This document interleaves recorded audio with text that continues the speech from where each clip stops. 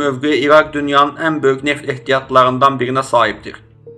Bir çox analitiklərə görə məqsədlərdən biri neft regionuna nəzarət etmək, Orta Şərqdə ABŞ öz təsirini arttırmaq istəyirdi, Amerikaya qarşı olan rejimi devirmək istəyirdi.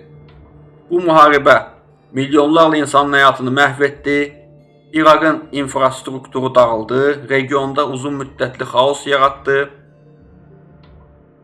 İndi gələk Venezuelaya. Amerika Birləşmiş Ştatları niyə Venezuelaya müdaxilə etdi? Venezuela dünyanın ən böyük neft ehtiyatlarından birinə sahibdir. Bu onu dünyanın ən böyük strateji ölkələrindən birinə çevirir.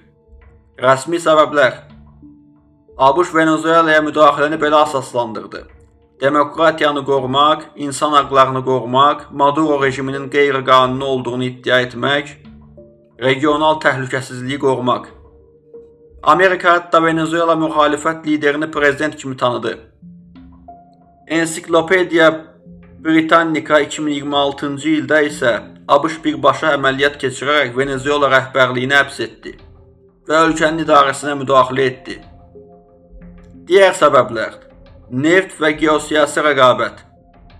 Venezuela çox böyük neft ehtiyatına sahibdir, Çin və Rusiya ilə yaxın əlaqələr qurmuşdu. Amerika bunu öz milli təhlükəsizliyi üçün risk hesab edirdi. Amerika Venezuelaya ağır neft sanksiyaları tətbiq etdi və bu ölkənin iqtisadiyyatına ciddi zərər verdi.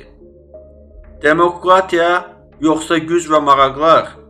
Tarix göstərir ki, bu müdaxilələrin səbəbləri tək bir faktor deyil. Əsas faktorlar bunlardır: geosiyasi güc, resurslara nəzarət, rəqiblərə qarşı üstünlük, regional təsir, ideoloji mübarizə. Bəzən demokratiya da səbəblər